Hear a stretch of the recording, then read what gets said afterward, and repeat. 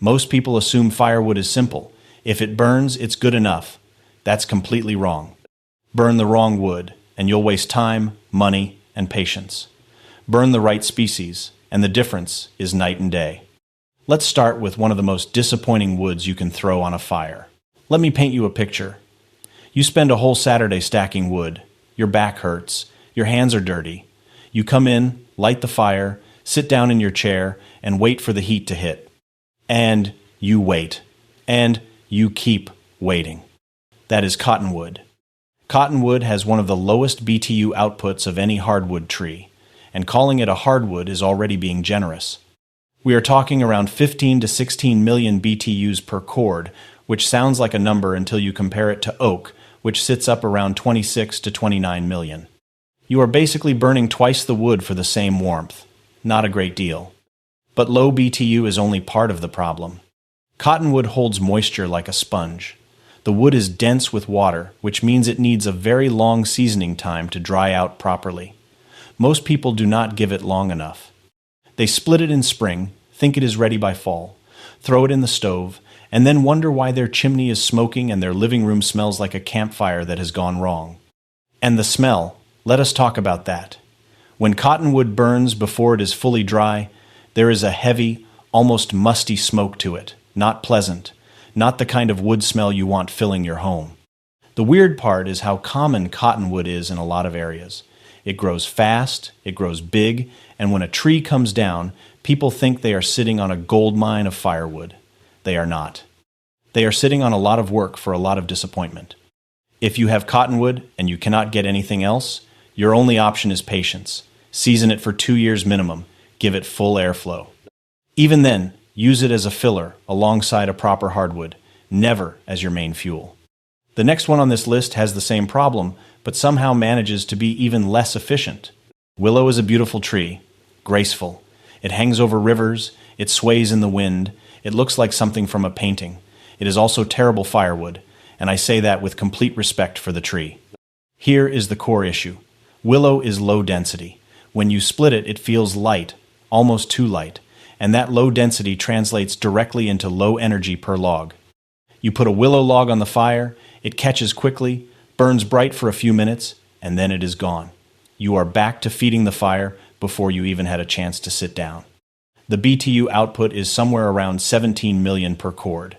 Not the worst on this list, but the burn time is so short that it does not matter. You could burn through an entire cord in a season and still feel like you were always cold.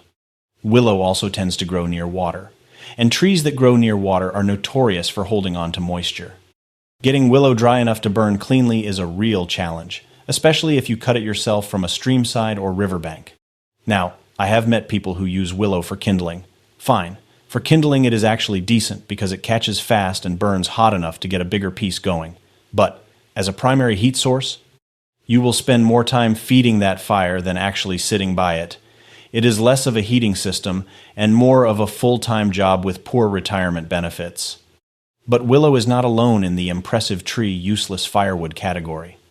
The next one is a species you have probably seen everywhere, and it has a reputation that is honestly more generous than it deserves. Tulip poplar has this interesting reputation problem.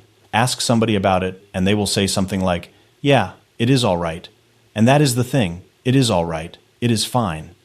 It is not going to do anything dramatically wrong, but fine and all right do not heat a house in February. Tulip poplar sits around 15 to 18 million BTUs per cord, depending on who you ask and what region you are in. Low, not cottonwood low, but low. And what makes it frustrating is that tulip poplar trees are often enormous. You see this beautiful, massive tree come down, and you think you are set for 2 winters. Then you burn through your whole stack in 1 season, and your house is still only barely warm. It burns fast, really fast, faster than you want it to. The coals it produces are weak, which means once the flame dies down, you lose your heat source quickly. For a wood stove where you want a long, slow burn through the night, poplar is fighting against everything you need. Now, here is the honest part. There is a place for poplar. Shoulder season fires, the cool nights in October before it gets seriously cold, when you want to fire more for atmosphere than heat, poplar is genuinely fine. Quick fire, takes the chill off, burns down fast so you do not overheat the room. Works well for that.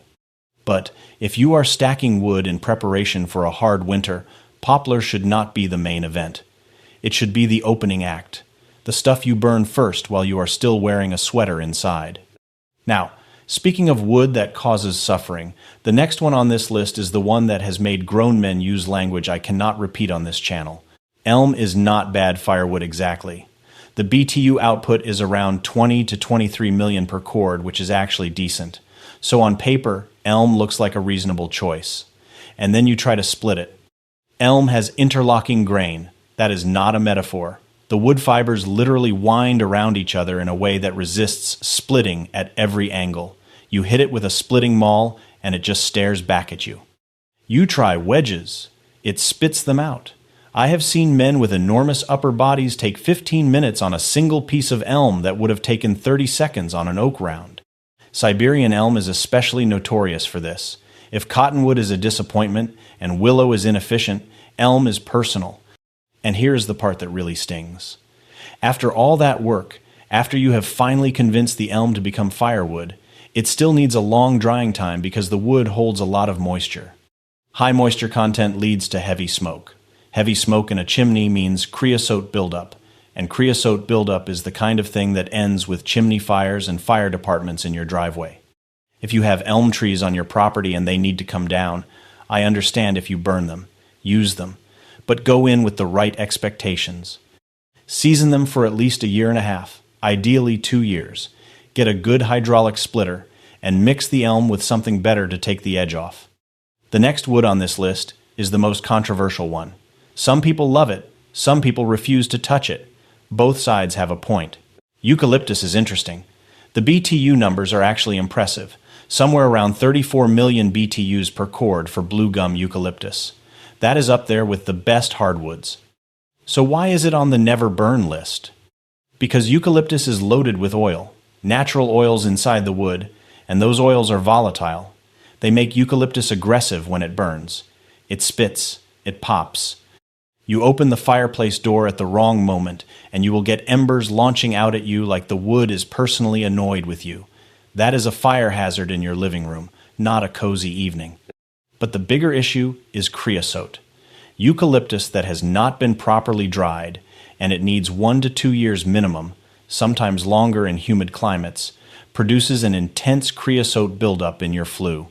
We are not talking the light, flaky kind. We are talking thick, heavy, tar-like creosote that is extremely difficult to clean and creates serious chimney fire risk. Now, here is the nuance. If you live in California or somewhere else where eucalyptus is available and abundant, and you are willing to season it properly for 18 months to 2 years with good airflow, some people genuinely like it. It burns hot, burns long. The smell is distinctive and some people find it pleasant. The issue is that most people do not wait long enough. They think 1 summer of drying is enough. It is not. Improperly dried eucalyptus is one of the more dangerous things you can put in a residential fireplace.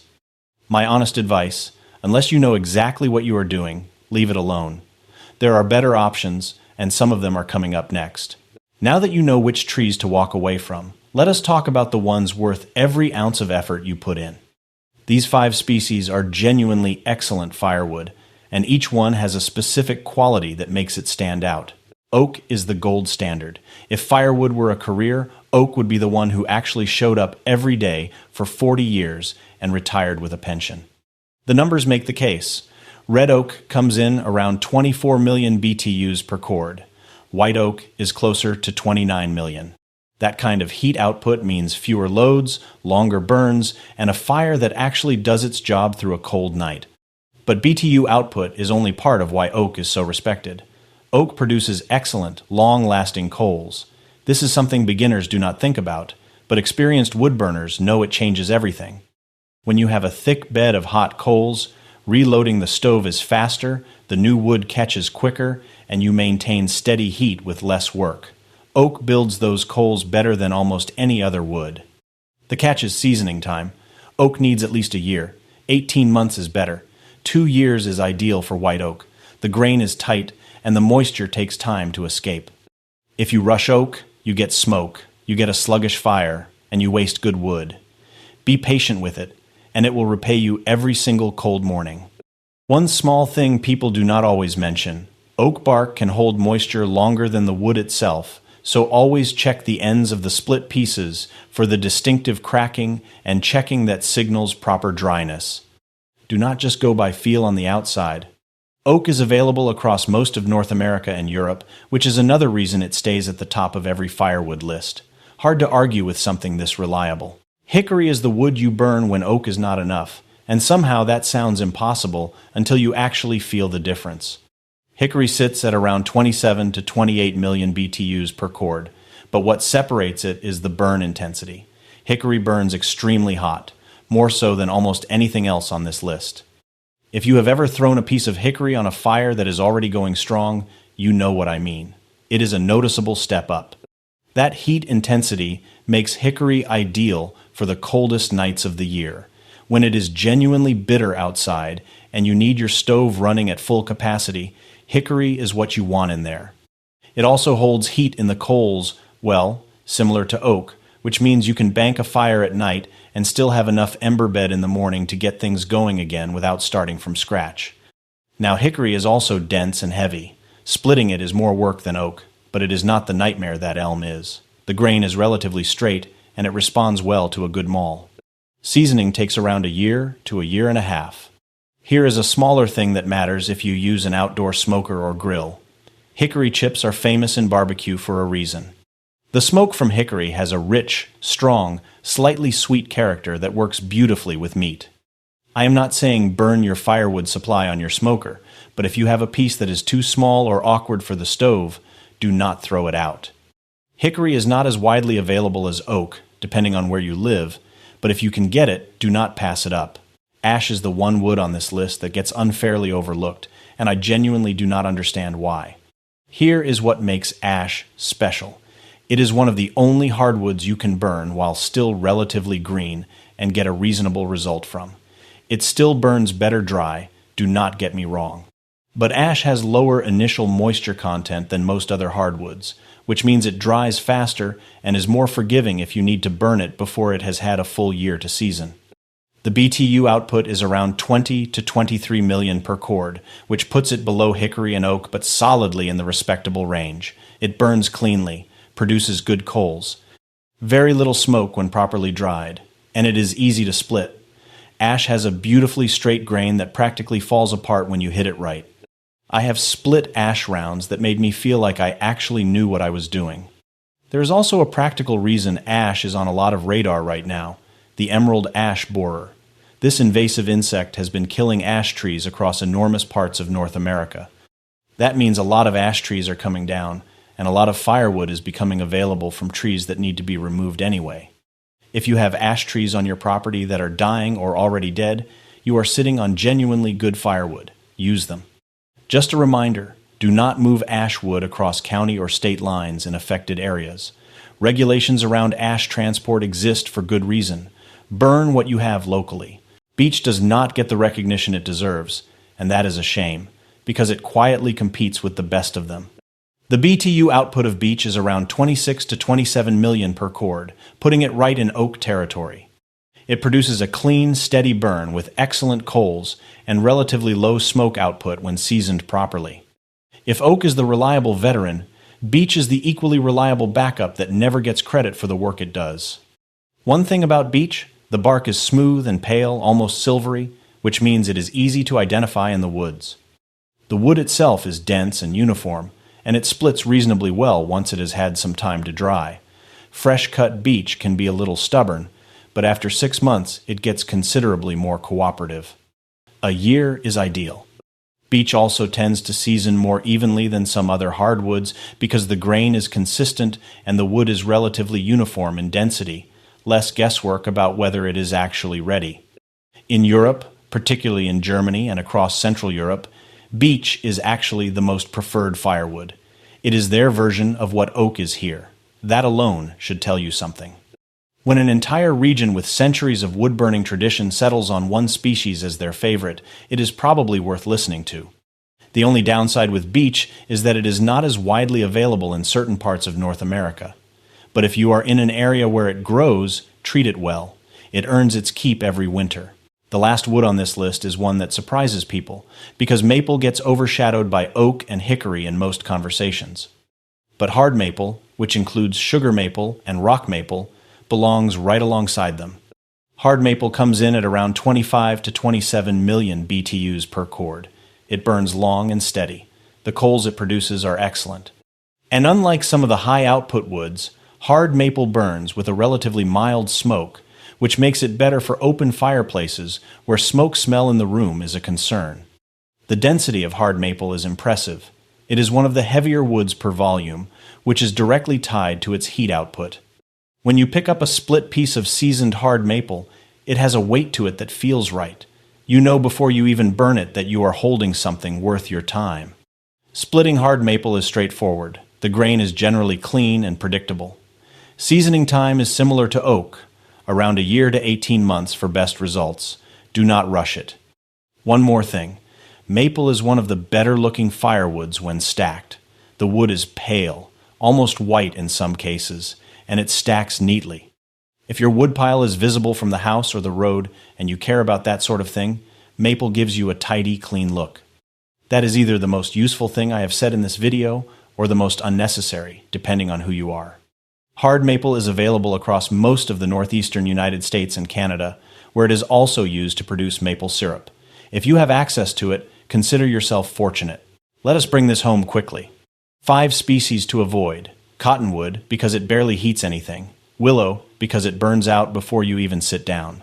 Poplar, because it is only useful for mild weather fires. Elm, because it will punish you during every step of preparation. And eucalyptus, unless you have seriously committed to a 2-year seasoning process. And the 5 worth every effort. Oak for reliability and long-burning coals, hickory for raw heat intensity, ash for its forgiving nature and ease of splitting, beech for its quiet consistency that entire cultures have trusted for centuries, and hard maple for its steady output and clean burn. The real takeaway from all of this is simple. Firewood is not all the same. The species genuinely matters, and knowing the difference saves you money, time, and frustration. If this video helped you, hit subscribe. New firewood and wood heating content every week. See you on the next one.